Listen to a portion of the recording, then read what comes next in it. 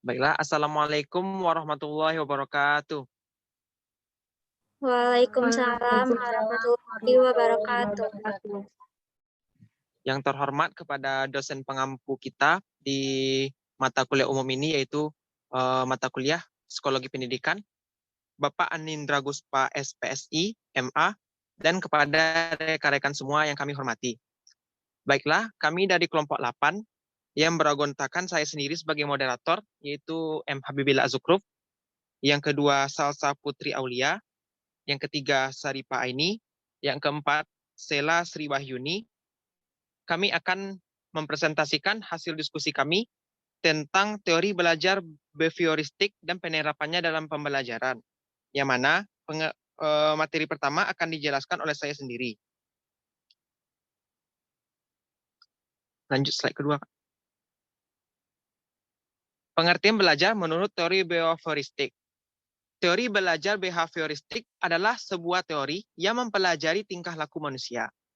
Menurut Desmita, teori belajar behavioristik merupakan teori belajar memahami tingkah laku manusia yang menggunakan pendekatan objektif, mekanistik, dan materialistik, sehingga perubahan tingkah laku pada diri seseorang dapat dilakukan melalui upaya pengkondisiannya.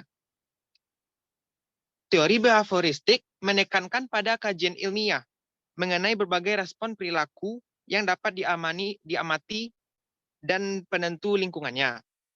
Dengan kata lain, perilaku memusatkan pada interaksi dengan lingkungannya yang dapat dilihat dan diukur. Prinsip-prinsip yang berperilaku diterapkan secara luas untuk membantu orang-orang mengubah perilaku ke arah yang lebih baik. Teori behavioristik adalah teori belajar yang menekankan pada tingkah laku manusia sebagai akibat dari interaksi antara stimulus dan respon. Teori belajar behavioristik berpengaruh terhadap pengembangan teori pendidikan dan pembelajaran yang dikenal dengan aliran behavioristik. Aliran ini menekankan pada terbentuknya perilaku yang tampak sebagai hasil belajar. Baiklah, materi selanjutnya itu tentang prinsip-prinsip belajar menurut teori belajar behavioristik yang akan dijelaskan oleh Saudari Salsa Putri Aulia. Kepada Salsa dipersilahkan. Baiklah, terima kasih kepada moderator. Baiklah, di sini saya akan menjelaskan tentang prinsip-prinsip belajar menurut teori belajar behavioristik. Teknik behavioristik telah digunakan dalam pendidikan untuk waktu yang lama untuk mendorong perilaku yang diinginkan dan untuk mencegah perilaku yang tidak diinginkan. Yang prinsipnya itu ada dua, yaitu stimulus dan respon, dan reinforcement atau penguatan.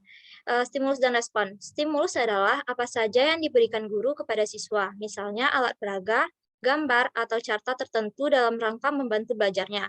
Respon adalah reaksi siswa terhadap stimulus yang telah diberikan oleh guru tersebut. Reaksi ini haruslah dapat diamati dan diukur. Yang kedua, ada reinforcement atau penguatan. Ada 5 macam. Yang pertama, penguatan positif dan negatif. Pemberian stimulus positif yang diikuti respon disebut penguatan positif. Sedangkan peristiwa yang dinilai negatif untuk memperkuat perilaku disebut penguatan negatif. Yang kedua, penguatan primer dan sekunder. Penguatan primer adalah penguatan yang digunakan untuk memenuhi kebutuhan fisik, sedangkan kebutuhan sekunder adalah kebutuhan yang digunakan untuk memenuhi kebutuhan non-fisik. Yang ketiga, kesegeraan memberi penguatan. Penguatan hendaknya diberikan segera setelah perilaku muncul karena akan menimbulkan perubahan perilaku yang jauh lebih baik daripada pemberian penguatan yang diulur-ulur waktunya. Yang keempat, pembentukan perilaku. Menurut Skinner, untuk membentuk perilaku seseorang, diperlukan langkah-langkah berikut. Yang pertama, mengurai perilaku yang akan dibentuk menjadi tahapan-tahapan yang lebih rinci. Yang kedua, menentukan penguatan yang akan digunakan. Dan yang ketiga, penguatan terus diberikan apabila muncul perilaku yang semakin dekat dengan perilaku yang akan dibentuk. Yang kelima, yaitu terakhir, kepunahan. Kepunahan akan terjadi apabila respon yang telah terbentuk tidak mendapatkan penguatan lagi dalam waktu tertentu. Sekian dari saya, kembali ke moderator. Baiklah, terima kasih kepada Salsa yang telah menjelaskan hasil presentasi ini. Materi selanjutnya akan dijelaskan oleh Saripa Aini. Kepada Saripa dipersilakan. Baiklah, terima kasih kepada moderator. Selanjutnya yaitu penerapan teori belajar behavioristik dalam pembelajaran. Penerapan teori behavioristik dalam kegiatan pembelajaran tergantung dari beberapa komponen seperti tujuan pembelajaran, materi pembelajaran, karakteristik pembelajaran, siswa, media, fasilitas pembelajaran, lingkungan, dan penguatan. Teori belajar behavioristik cenderung mempengaruhi siswa untuk berpikir. Pandangan teori belajar behavioristik merupakan proses pembentukan, yaitu membawa siswa untuk mencapai target tertentu, sehingga menjadi siswa tidak bebas berkreatif dan berimajinasi. Pembelajaran yang dirancang pada teori belajar behavioristik memandang pengetahuan adalah objek, sehingga belajar merupakan perolehan penguatan, sedangkan pengajaran adalah memindahkan penguatan kepada siswa. Oleh sebab itu, siswa diharapkan memiliki pemahaman yang sama terhadap pengetahuan yang diajarkan. Artinya, apa yang diterangkan oleh guru itu yang harus dipahami oleh siswa. Hal yang paling penting dalam teori belajar behavioristik adalah masukan dalam keluaran yang berupa respon. Menurut teori ini, antara stimulus dan respon dianggap tidak penting diperhatikan karena tidak dapat diamati dan diukur. Dengan demikian, yang dalam diamati hanyalah stimulus dan respon. Oleh sebab itu, apa yang saja yang diberikan oleh guru dan apa saja yang dihasilkan oleh siswa semuanya harus dapat diamati dan diukur yang bertujuan untuk melihat terjadinya perubahan tingkah laku. Baik, hanya itu yang dapat saya sampaikan. Saya kembalikan kepada moderator. Terima kasih pada Saripa. Untuk kelanjutan materinya akan disampaikan oleh Sela. Kepada Sela dipersilakan. Baik, moderator. Saya akan melanjutkan pembahasan materi dari Saudari Saripa ini. Teori belajar behavioristik itu juga menekankan pada perubahan tingkah laku sebagai akibat dari interaksi antara stimulus dan respon. Sedangkan